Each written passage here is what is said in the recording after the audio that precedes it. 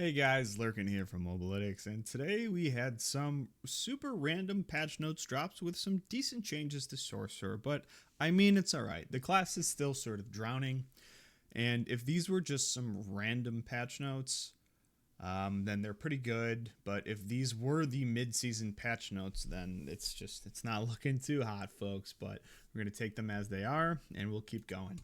So the Ball Lightning changes were actually very large, particularly for Stormhorn. So let's start it off. So the damage of Ball Lightning in the skill tree, the skill percentage, which is its own little bucket in the formula, went up from 24 to 30%. That's a 25% buff. Oaken's Catalyst, it got reworded, so it got a buff to the words that it used. But it got a 25% buff through the skill percentage changes, so that's okay. But it's not doing too hot right now. Strike of Stormhorn got massively buffed, so let's talk about it. So Strike of Stormhorn is the one where, you just cast these Super Ball Lightnings that do a boatload of damage. So it increased the damage from 200 to 225. That's a 12.5% right here. And then it now scales with ranks the Ball Lightnings, which, it didn't in the past. I don't know. But anyways, so it went with 30 ranks, it's 4x damage. So what we can do is we can take this 1.25 here, multiply it by this 12.5%, multiply it by 4, and then we end up at around 5.6 times more damage. So around, 5 to 5.5 times more damage is what you're going to be looking at with Stormhorns. So that's a lot. We're still pretty far behind, but, the build should be really good now. Like getting yourself to 100 to max up your glyphs and playing it into the end game and doing bosses, it should be pretty good now. I mean, we are not going to be no Necro Blood Wave, but this build is legit now. It's no longer a joke. Next, moving on to Chain Lightning changes. Chain Lightning, this one's a bit of an oddity, and I have a bit to go over. There's a bit of a situation with it. So Axial Conduit, the explosion now scales with Chain Lightning ranks. And as I've said, 30 ranks is 4x damage. 10 ranks is 2x, 10 ranks is 2x damage, 20 ranks is 3x, 30 ranks is 4x. So that's what we got going on there. So currently, let's go over this. Chain Lightning is built as a lucky hit machine with Fists of Fate. As you can see here, triple crit GA. It's the Fists of Fate themselves are an average of 50% damage buff, and you get this 140% LHC. Chain Lightning has a really good lucky hit chance. So the way that we've found, and mainly Roxy found, to build Chain Lightning, she's been able to do a 120 pit with it, is you have your Axial Conduit pants. These have a flat damage value of 3,700. It's built as she said, as an on-hit type build. So you have your 3,700 Axial Conduit, and then you have these two lightning damage tempers. And because of the Fists of Fate and Chain Lightning having really good lucky hit chance, basically you have 3 damage sources. You have like your Chain Lightning Axial procs, and then you have these 2 tempers on your weapon and your focus that each have like a 5,000 value. So you have 3,700 pops, and then very frequently you have these 5,200 damage procs. So it's just popping. So in this style of on-hit build, this is a buff because, this value, you now have these two 5,200s. But then this value is now going to be, you're not going to be getting 30 ranks in the Fists of Fate setup, but, this value is going to go upwards of 10, 12,000, something like that. So it's a pretty big buff to this part of the on-hit. So, I don't know, just looking at it, maybe a 25% buff to the on-hit currently. So maybe it goes up a couple pit tiers, but if you were to build this as not an on-hit lucky hit machine, if you were to build this as like, an actual Chain Lightning build where you take chance for Chain Lightning to hit twice on the pants and you take it on the focus and the dagger or wand or whatever. So if you are able to get 30 ranks in Chain Lightning, the new value is going to be 15,000. But the question is this 15,000 value popping all the time? And you get it to hit twice, so it it's going to be hitting twice more, so 30,000. But is that gonna deal more damage and go off more than this new 10,000 value and the two 5,000s popping off a lot from all the lucky hits? And we just don't know. So I'm viewing it right now, I'm judging the changes to Chain Lightning as the way that in the way that it's currently built, it's a buff, but if you want to build it as a pure Chain Lightning build and not just a lucky hit vehicle, I think it's a bit of a side grade. It could be a little better, but this isn't like the Stormhorn buff where we saw a 5x damage buff. I'm not totally sure on this one. And I don't really know if I want to build it, but I know next season I probably will be building it as a pure Chain Lightning build, because I don't know, I'm not too big of a fan. It's really hard to hit the values on the tempers. It's kind of hard, but that's the situation with Chain Lightning. I'm not totally sure, but the changes are really great, and I hope in the future we see more changes like this with stuff like Glacial and just any unique or aspect that's associated with a skill to be scaling with their ranks, because it felt stupid to run a Chain Lightning build and ignore functionally ignore the CL ranks, play a Blizzard build and just ignore your ranks to Blizzard. It just feels weird. Lightning Spear got buffed, but not permanently. Grow, damage per rank increase from 1 to 2.5%. Basically, Grow makes it so after you cast an ultimate for 10 seconds, your summons deal a boatload more damage and they always crit. So now instead of 45%, it's going to be 75%. So that works out to a 20% buff to Lightning Spear. As we can see, Cody cleared a 150. I think Makuna did a 146 or maybe 148, something like that. But this isn't the build. This isn't Lightning Spear. It is, but it's a Lightning Spear build abusing permanent overpower bugs, permanent, double damage quacks, rune bugs, flame shield bugs, roaring lightning spear bugs. It's an atrocity. And we saw Chain Lightning at about a 123 before we found all these overpower bugs and stuff.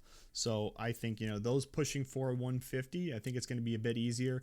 But just a note to say, like this build, it plays as terrible. I believe it plays as terribly as some of the Shatter builds do, because you really need bosses with mobs so that you can get more hits on the boss from the lightning spear arcing and stuff.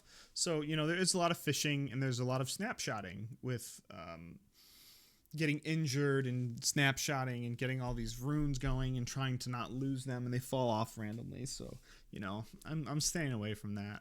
I did a video, just pop the 4 potions and farm away, do whatever. But for those pushing 150, it got a buff. It should be a bit easier. Passive and key passive changes. All right. So Glass Cannon, Glass Cannon has typically been like the default best passive for Sorcerer. It always provided the most damage. But then when they increased Permafrost and Inner Flames to 6%, it sort of got usurped because it had the same value, but now it has a downside if you take more damage. But now it went from 6 to 8%. So Glass Cannon is now the default best in slot, damage passive that you can put on any build that isn't like a Lightning Spear build that wants Conch Mastery or a Fireball build that wants Death Blaze. Glass Cannon is once again the GOAT. And I think I mathed it out, say you had 10 ranks in Glass Cannon, and now you have 10 ranks in Glass Cannon still, but with the new values, it's a 12.5% damage buff. So it's pretty good, and we'll take it. Verse Mastery. So Verse Mastery is a 25% DR key passive. That's basically what it is. At 100% crit chance, you will deal 50% more damage to single target.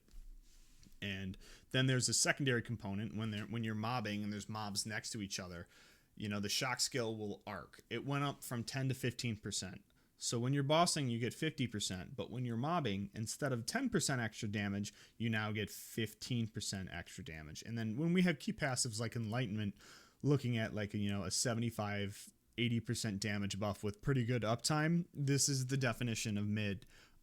What I'd like to see for Verse Mastery is I'd like to see the single target get buffed to 75%, and I'd like to see the mobbing portion of it, the arcing, get buffed up to 75%, because that seems to be the value that we're looking at now, especially with the new changes to Asus Ferocity. So Asus Ferocity got some really good changes, and I'm going to recommend it in Fireball builds and Meteor builds. Enlightenment is not what it used to be. So Enlightenment used to be a double damage buff, and it's still possible to be that, but Enlightenment is about a 75% damage buff right now. And that's because of the way we build boards now. In the past, we didn't have 5 damage glyphs. We didn't have 5 damage paragon nodes that we could use. So we ended up taking the enchantment master board, which had a ton of non-physical on it. So we were able to get non-physical, values up to 1,000, 1,200, 1,300%. We were getting a ton of non-physical, and that made Enlightenment go up to 2x damage. But now we're only, some of my builds, I'm only seeing 500 to 700 non-physical. So we're not getting as much value out of Enlightenment when it's active as we used to because of the way in which we build boards, even though we're getting more damage overall now because we have an extra 60% legendary node, you know what I mean? Or 2. But we're just not getting the value out of Enlightenment that we used to, so it's twice as hard to stack up now. So in Axial's Ferocity, I should probably talk about Axial's Ferocity. It got buffed from 50 to 75% crit strike damage, and you got, instead of 10% crit strike chance, you now get 40% crit strike chance. So the reason this is usurping Enlightenment, in my opinion, like just hands down usurping Enlightenment, is because its damage is now on par with Enlightenment. It has better uptime, and you get 40% crit strike chance. And I know a lot of builds, with Air of Perdition being able to get, I think it's 39 or 59, just like an absurd amount of crit chance. I haven't played in a little bit, but what it enables us to do basically is we can completely ignore crit chance everywhere. We can focus our efforts on masterworking instead of having to hit crit chance rolls anywhere. Like on Perdition, we can now get 3 extra ranks to core. We can now get, maybe we don't need to hit that masterwork on Starless or something like that, depending on your build and like your masterworks and your GAs, but it just opens up the build. You're going to hit your crit chance racks way sooner with Fireball and Meteor, and especially Meteor because of the Starfall helmet that you have to run, like not having Perdition. The biggest thing with Meteor is that you really need to run the Gar rune because you want to run a staff and the Meteorite setup with Armageddon and Shattered Stars. So it frees it up a lot. I really like Axial's Ferocity. This was actually my exact suggestion to take it to 75%. I didn't even talk about the crit chance. I was like, it needs to be at least 75% so that it can compete with Enlightenment, because at 50%, it's just never going to be ran. That's what I have to say about that. So the Season 8 changes better be massive, because right now they're tiny like these tiny little girl hands that I have. They don't even let me in at Burger King, and they're not going to let these changes in at Burger King because they're small. But it's like, moving the needle. We need to have a talk here. Moving the needle means affecting a change, making a difference. Some of these changes did make a difference, and they're pretty good. Like the Stormhorn ones, the CL ones, I think they're all in the right direction. But this one worries me. This Ver's Mastery. Chance for shock skills to arc to another enemy increased from 10 to 15%. I mean, 10% damage is such a laughable amount for a passive when you're mobbing. 25% DR isn't worth it being that bad. Like, maybe if both of them were 50%, then you could justify, like, all right, you lose some damage, but you get 25% damage reduction. So, like, that's why it's a bit less. But 15% damage, and, like, the fact that somebody went in and they consciously made a change for this passive to have its damage go from 10 to 15% when it was already so laughably low, it's like throwing pennies at it. So we really got to move the needle with some of these. Like we saw with Axial's Ferocity, the needle got moved. Glass Cannon, needle got moved. Chain Lightning and Ball Lightning, these needles got moved. But that's really all I have to say. So we'll see. I hopefully there's a lot more coming with whatever's coming next, and hopefully there are some bigger mid-season changes right now, because I know the same things that you guys know right now. So this is where we're at, and maybe I'll try Stormhorns coming up here, but I'm not sure. I'm enjoying my break, but I'll catch you guys. I meant to make this 8 minutes, but I think we went about 15. I'll catch you guys.